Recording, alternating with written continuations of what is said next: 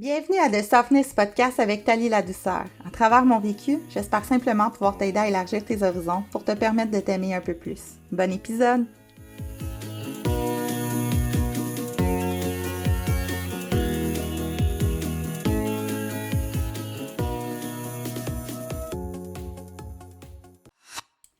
Salut la gang! J'espère que vous allez bien. Bienvenue au 6e épisode de The Softness Podcast. Donc, ce matin, ce que j'ai le goût de vous parler, oui, ce matin, parce que je filme le matin.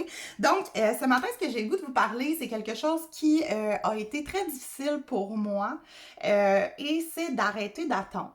OK? Puis, qu'est-ce que je veux dire par arrêter d'attendre? Je veux dire que j'étais tout le temps dans l'attente d'une confirmation. Donc, si tu n'as pas écouté l'épisode 5, je te conseille d'aller l'écouter qui est sur la prise de décision parce que c'est un petit peu un deuxième et une continuité, en fait, de cet épisode-là. Le fait d'être dans l'attente, le fait d'avoir des objectifs, c'est bien. Ce qui est moins bien, c'est d'attendre d'être parfait avant d'y aller. OK? Ce que je veux dire par là, c'est que moi, dans la vie, j'ai longtemps pensé que pour pouvoir parler de certaines choses, il fallait que tu sois formé parfaitement. Donc, pour moi, quelqu'un qui... Puis là, je dis dans le passé, OK? Je veux pas de roche, mais pour moi, quelqu'un qui n'avait pas d'enfant, tu sais, c'était difficile de parler du fait d'être maman puis de la réalité. Quelqu'un qui n'avait jamais eu d'études dans un domaine ne devait pas parler de ça. Quelqu'un qui commence sa business mais qui n'a pas eu de formation, tu sais, ça n'a pas rapport. Pour finalement me rendre compte que c'était vraiment un inconfort que je vivais parce que ces gens-là passaient à l'action puis moi, j'étais là puis j'attendais. J'attendais d'être formée parfaitement, j'attendais de tout savoir, j'attendais de plus avoir ce sentiment d'imposteur-là que j'avais pour aucune raison, OK? Pour aucune raison, parce que la réalité est que je n'ai pas besoin d'être dans la perfection, je n'ai pas besoin d'être dans l'accomplissement, d'être dans le succès pour déjà commencer à aider puis à partager avec les gens. Mon podcast, ça fait longtemps que je veux le partir, mais ça a été excessivement long avant que je passe à l'action parce que je me sentais comme si j'avais pas rapport de venir vous jaser. Comme si, étant donné que je n'ai pas de diplôme de thérapeute ou de psychologie ou de quoi que ce soit, j'avais rien vécu puis j'étais pas capable de vous dire, ben moi, c'est ce que j'ai appris ici. Puis je vous le dis, moi, ça, j'ai compris ça, puis ça m'a amené ça. En quoi est-ce que c'est de la mauvaise information? Ce n'est pas de la mauvaise information, c'est de l'information de moi-même. Donc, ça ne peut pas être mauvais, ça ne peut pas être faux. Tu sais, c'est moi, je le sais, je l'ai vécu. Je parle de mes émotions. Donc, c'est sûr que je te dis pas, tu vas être médecin, pars-toi à ton bureau privé demain matin. C'est pas comme ça que ça fonctionne et ça, j'en suis consciente. Par contre, même dans un processus d'éducation au niveau de la médecine, on tombe directement en stage très rapidement, très rapidement. Même chose pour les infirmières, les préposés aux bénéficiaires et tout ça. Donc, ils sont quand même dans l'action. Est-ce ils ont le titre de médecin? Non. Est-ce qu'ils aident quand même? Est-ce qu'ils pratiquent quand même ce qu'ils ont appris? Oui, tout à fait. Donc, c'est un petit peu le même processus dans ta vie. Est-ce que tu es obligé d'avoir atteint là pour dire ce qui se passe ici? Non, absolument pas. Absolument pas. Au contraire, ce que tu vas... Tu sais, un peu comme je fais avec vous présentement, ce que je vous partage, c'est ce que je vis là, maintenant. Donc, ce que je partage avec vous, il y a une émotion derrière tout ça, il y a une réalité que je comprends vraiment. Mais que j'en reparle dans 5 ans de ce que c'est d'avoir des attentes, ça va être complètement différent. Puis je vais pas aller chercher le même genre de personne. Parce que dans 5 ans, je vais avoir fait un processus. Je vais avoir compris différentes choses, je vais avoir avancé, j'espère en tout cas, que je vais avoir avancé. Donc, c'est sûr et certain que ce que je vais aller apporter dans 5 ans n'aura aucun rapport avec ce que j'apporte présentement. Et c'est pour ça que j'ai compris qu'il faut arrêter d'être dans l'attente. Ce que tu vis présentement ne sera jamais ce que ça va être dans 5 ans et ce n'est pas ce que c'était il y a 5 ans non plus. C'est là, c'est le présent, c'est maintenant. Si tu as le goût je sais pas, de te remettre en forme puis que tu attends que ça soit le bon temps, que tu attends que tu aies un partenaire pour aller marcher, que tu attends ce que tu veux, tu retardes. Puis ce qui arrive quand tu retardes, c'est que tu risques de ne pas le faire, OK? Parce que on va toujours se trouver, en tout cas moi je suis comme ça, je vais toujours me trouver une bonne raison pour mon cerveau de ne pas le faire. OK? Pourquoi? Parce que souvent, c'est la peur qui embarque. Et ton cerveau, ça, je le mentionne à tous les épisodes, mais ton cerveau est intelligent, mais parfois, il se trompe. Donc, lui, pour lui, de sortir de ton confort, c'est de la peur. De la peur, c'est pas bon, tu t'aimes pas ça, on veut pas vivre ça, ça fait vivre d'autres émotions, donc ton cerveau ne veut pas que tu ailles de l'avant. Il ne veut pas que tu sortes de ce que tu vis présentement parce que ben, on ne sait pas. On ne sait pas ce qui va arriver. Hein? Il y a comme un petit mur, puis on n'est pas trop sûr de ce qu'il y a de l'autre bord.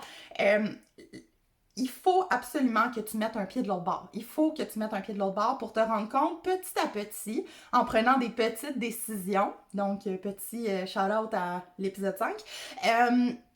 En prenant des décisions, tu n'auras pas le choix d'aller de l'avant.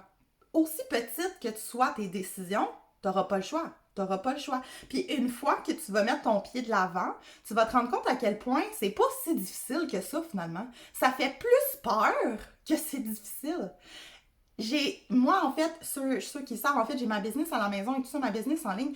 Et quand j'ai commencé, moi, je suis absolument pas quelqu'un qui aime être de l'avant. Je suis pas quelqu'un qui, si vous connaissez les codes de couleurs, que je vais ramener éventuellement dans des prochains épisodes, mais quelqu'un de jaune, en fait, c'est quelqu'un qui aime être la personne qui est en charge du projet, mais qui ne va pas le montrer, OK?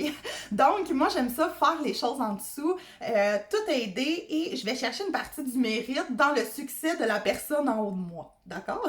J'ai longtemps été comme ça parce que de mettre mon succès de l'avant, c'était terrifiant. C'était terrifiant. Puis, en mettant mon succès de l'avant, ben, j'avais aussi, tu sais, on a les bons commentaires, c'est le fun, on a les tapes dans le dos, mais on a aussi les tomates. Puis ça, c'est normal. Puis je pense que c'est ça qui fait que souvent on attend, on a peur de se tromper, on a peur que ça soit pas le bon moment, on a peur d'échouer, on a peur de manger des tomates, OK? Puis ça, dans la vie, moi, j'avais tellement peur des haters, là. Tu sais, des gens qui te jugent sur ton physique parce qu'ils n'ont aucun autre affaire sur quoi dire, des gens qui sont pas d'accord avec toi. Je vous donne un petit exemple, une petite anecdote rapide de vie. J'étais sur un groupe de mamans et on va s'entendre, si tu es maman et que tu es sur des groupes, tu sais que c'est la première place où il y a du bullying, ok? C'est vraiment ridicule. Mais j'ai donné mon opinion de façon très crue, je l'accorde. Mais les mamans en question sont allées voir sur mon profil Facebook pour me descendre par rapport à des choses qui n'avaient même pas rapport à la situation, ok? Donc ça, c'est des haters. Puis ça, je t'annonce que peu importe le domaine dans lequel tu travailles, peu importe ta vie, peu importe que tu aies des enfants, peu importe ce que tu fais, il va en avoir. OK? Des gens qui vont chialer sur ce que tu fais parce que tu es le miroir des accomplissements qu'ils aimeraient faire, tu es le guts qu'ils n'ont pas. Ben, je t'annonce que c'est sûr et certain qu'il va en avoir dans ta vie. Puis s'il n'y en a pas, c'est parce que tu essaies de faire plaisir à tout le monde. On appelle ça un people pleaser, OK? Puis un people pleaser, là, une personne qui veut plaire à tout le monde puis qui veut que tout le monde l'aime, ben, souvent cette personne-là ne s'aime pas. Hein? Souvent cette personne-là ne s'aime pas ou ne passe pas à l'action ou est dans l'attente ou il y a quelque chose qui fait en sorte que toi, ta réussite ou même juste ton gars, tu fais en sorte que tu triggers, que tu vas chercher des choses en dedans d'elle, puis que ça la rend inconfortable. Puis là, je dis elle, ça peut être lui, là, je dis elle, la personne. Puis ça va aller chercher, ça va aller trigger des choses. Donc, fais-toi-en pas avec les gens qui seront pas d'accord avec ce que tu fais. C'est normal. C'est normal. Si tout le monde serait d'accord avec toi, ben je t'annonce que ce serait une gang d'hypocrites, OK? Parce que même moi qui est hyper ouverte à beaucoup de choses, même tu sais, le plus grand gourou de développement personnel, de spiritualité, de name it, ce que tu veux, il y a des opinions aussi. Tu comprends-tu? Est-ce qu'il va accepter ton opinion sans tenter de la modifier? Oui, ça s'appelle du respect. OK? On a le droit d'avoir tous une façon de penser, une façon de vivre, une façon d'agir qui est différente.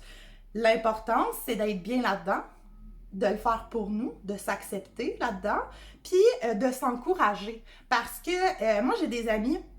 En fait, moi, je fais du marketing de réseau, en fait, puis j'ai des amis qui sont dans d'autres compagnies et tout ça, puis jamais on va se taper sur la tête pour dire « Ah ouais, mais toi, tu fais ça, puis puis ah, telle personne, puis... » Non, au contraire, on va s'encourager, même si on pense pas de la même façon, même si c'est complètement différent le monde dans lequel on vit, même si nos attentes sont différentes, nos objectifs sont différents, on est quand même capable de s'encourager. Fait que tu vas devoir t'entourer de gens comme ça dans ta vie si tu veux finir par avancer.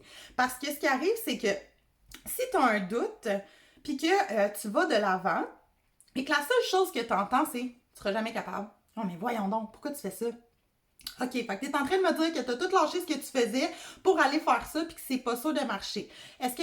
Non, OK? Genre, coupe ça tout de suite. T'as pas besoin de ce genre de personnes-là dans ta vie, OK? Puis si tu te dis, oh, mais ces personnes-là, c'est des gens qui sont chers à moi, puis tout ça, t'as le droit de les aimer. T'as le droit de continuer de les côtoyer. La seule chose que je te dis, c'est arrête de prendre ce qu'ils disent comme de l'eau, OK? Comme ton corps n'a pas besoin de ça, ta tête n'a pas besoin de ça. Si eux pensent quelque chose, ça leur appartient, OK? Toi, tu dois constamment te concentrer sur tes attentes, tes objectifs à toi, selon tes standards. Pas ceux de la société, pas ceux de ma tante Ginette, pas ceux de mon amie Julie, pas ceux... Non, je m'en fous. Les tiens, c'est vraiment important que tu saches que si tu ne te connais pas, si tu sais pas c'est quoi toi, c'est quoi que t'attends de la vie, c'est quoi que tu penses que tu devrais avoir dans la vie pour être bien, pour être heureux, pour être accompli, OK? Puis là, par accompli, souvent les gens vont me dire « Ouais, mais moi, je suis pas une femme de carrière. Moi, je suis pas un homme de carrière. Je me suffis de ce que j'ai et tout ça. » Quand on parle de réaliser un rêve, ce n'est pas nécessairement un rêve financier, OK? C'est pas nécessairement un rêve de grandeur pour les autres. C'est pas un rêve de « je vais avoir un yacht, une maison avec 3 garages, 42 chars dans l'entrée, puis genre le... » Tu sais, c'est pas obligé d'être du luxe, c'est pas obligé d'être ça. Peut-être que ton objectif à toi, là, c'est juste d'avoir une meilleure relation avec la nourriture. Peut-être que ton objectif à toi, c'est d'être capable d'avoir une routine, qui est un de mes objectifs, 2 de mes objectifs d'ailleurs, d'avoir une meilleure routine, d'être plus organisé. Peut-être que tes objectifs à toi sont beaucoup plus petits, puis que tu te dis que c'est pas assez gros, que ça vaut pas la peine, que non, ça vaut la peine. Chaque petit objectif que tu vas atteindre, chaque petite chose que tu vas changer dans ta vie vaut la peine à 300 000 à l'heure. Et j'étais de celles qui étaient excessivement sceptiques à ce niveau-là, que le fait de foncer quand on n'est pas prêt, qu'on va se planter, c'est sûr que c'est écrit dans le ciel qu'on va se planter, mais je t'annonce que non. C'est sûr qu'il y a une couple de fois où je me suis plantée parce que je suis excessivement impulsive, mais je me suis pas plantée. J'ai appris, j'ai tellement grandi dans tout ça. Puis ce qui arrive, c'est qu'un peu comme on dit toujours, un enfant qui apprend à marcher va tomber. Mais s'il déciderait qu'il reste à terre, sa vie serait longue en s'il vous plaît, assis sur un plancher.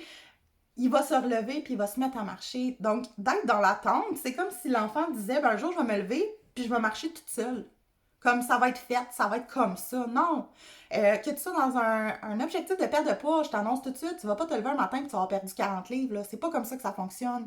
Est-ce que tu as des résultats tout de suite, maintenant, là, en passant à l'action, en arrêtant d'attendre? Non. Non. OK, ça fonctionne pas comme ça. Malheureusement. Moi, j'ai fait une grosse perte de poids et je peux te confirmer que c'est un travail excessivement difficile tant au niveau physique qu'au niveau mental. C'est la même chose dans tout, OK? C'est tout un processus. Il y a tout le temps des petits steps à faire. Puis demander à n'importe quelle personne qui a du succès dans sa vie professionnelle, dans sa vie amoureuse, dans sa vie financière, c'est des petits pas. Toujours des petits pas. Même si tu as l'impression que c'est une montagne que tu as à monter, ben c'est sûr que si tu restes en bas de la montagne, que tu regardes le top et tu te dis « je suis jamais capable », tu t'installes en bas, tu te mets à manger le chocolat, tu te rendras jamais en haut de la montagne, je te l'annonce. Mais si tu montes de 3 pas par jour, même si ça te prend 20 ans, tu vas la monter, ta montagne. Tu vas la monter. Puis rendu en haut, la vue va être écœurante, ça va valoir la peine. Fait que mon message aujourd'hui, c'est arrête d'attendre. Qu'est-ce que t'attends? T'attends quoi? Que le temps passe? T'attends qu'il soit trop tard? T'attends que t'aies plus la santé? Que t'aies plus l'énergie? T'attends qu'il y a une opportunité de passer en dessous du nez? Qu'est-ce que t'attends? C'est quoi vraiment la vraie raison? Puis si t'es pas capable de mettre le doigt dessus, je t'annonce que la vraie raison de pourquoi t'attends, c'est parce que t'as peur. Puis c'est correct. Mais il faut passer par-dessus. Parce qu'à un moment donné, vivre dans la peur, ça attire d'autres peurs. Et c'est d'ailleurs le sujet du prochain épisode, donc qui va être sur la visualisation. Et j'ai vraiment hâte de vous en parler. Fait que soyez là pour le prochain épisode de The Softness Podcast. Bye guys!